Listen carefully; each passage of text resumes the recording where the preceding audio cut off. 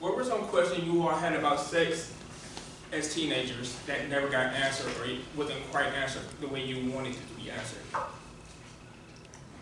Okay, well, I'm here to address the issues with discussing sex with teenagers.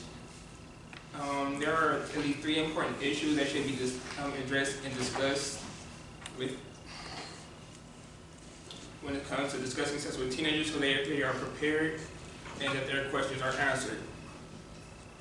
The talk. Okay, talking to your teens about sex.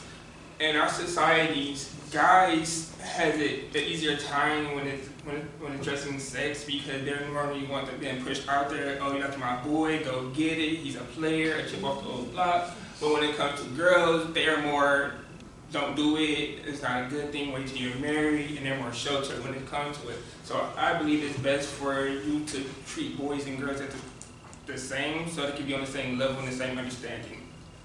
Okay, when it comes to parents, okay, in some cases, it's easier to talk to your parents. It's a safe environment to talk to your parents. On the other hand, your parents might be super close-minded, and because you're their kid, they don't want you to have sex, and they'll push abstinence on you. For me, talking about my alternative lifestyle, me being gay, coming out to my parents, my guardians, was super hard and super difficult, and I just couldn't talk to them about it because they were just super cut off from it. And some people don't have parents, or their parents are too busy for them to actually come out and just really take that time out to talk to them about it. Instructors. Instructors would be the next best place to get that information from, because you have your sex ed teacher. Okay, with this is they are more knowledgeable of what's going on, the trends, the preventatives, and STD and HIV, STD, STIs. I should have said STIs. I'm sorry, preventions. The thing about this is, though, with the curriculum doesn't address all the problems, or the curriculum that I found on this website, it has so many different topics that there was no way for you to actually address all of them in, I want to say, a more detailed manner. Your peers will be your next choice. Some of our peers were way sexually experienced.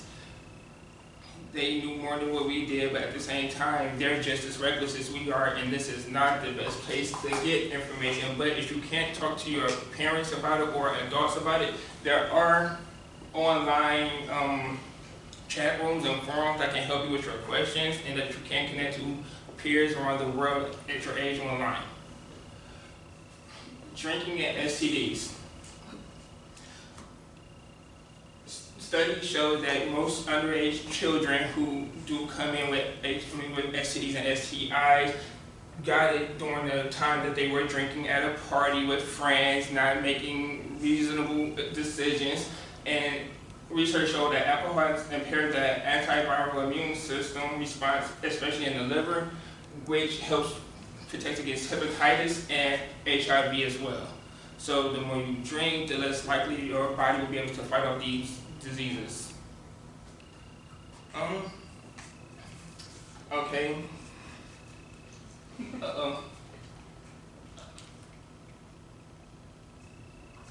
Okay. And the next thing is, teenage pregnancy.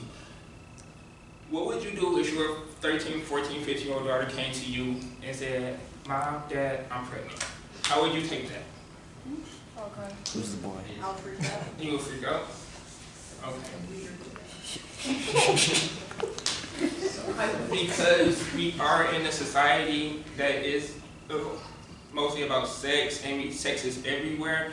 We also have safe sex commercials, and we always preaching and pushing for safer sex, which is a good thing underage research shows that within like the past couple years, birth rates and underage pregnancies has been decreasing over time, which is a good thing because of birth control being accessible to 16-year-olds and teenagers, and they don't have to get their parents' permission or consent to go get them, which means that they're being utilized more, which is helping to decrease them. And since pregnancy rates is decreasing, so is abortion rates, which is also a good thing, because I'm not for abortions.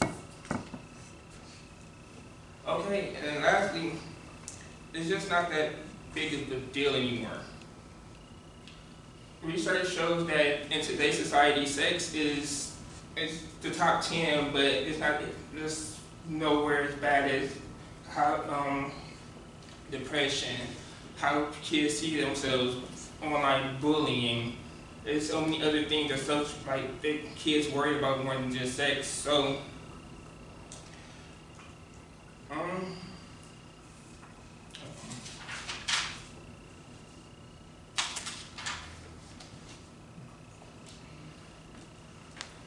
just let your kids know that it's okay for you to come talk to them. Try to be as open-minded as possible when they do. Don't be too judgmental. Don't shun them out. Do anybody have any was anybody, the sex talks uncomfortable with anybody and their parents in here? No. No? Yes. My parents are very close-minded about it, and they're very abstinence only. Don't even think about sex. Well, I just had a question about everything. I know what was happening. Okay. So, where did you end up finding that information? Through peers. Through peers. And do you think that it was helpful? It was kind of hit and miss. It was a hit and miss. Yeah, some of it was good, some of it was kind of like a 15-year-old was thinking they knew that stuff.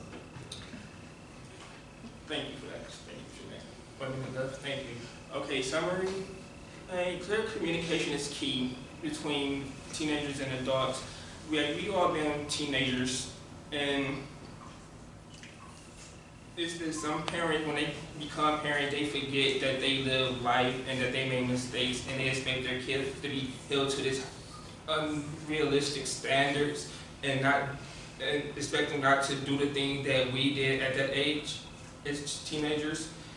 And it's just letting them know that the information is out there, pointing them in the right direction in order to prevent underage pregnancies, to prevent them from getting STDs and STIs, or even worse, HIV.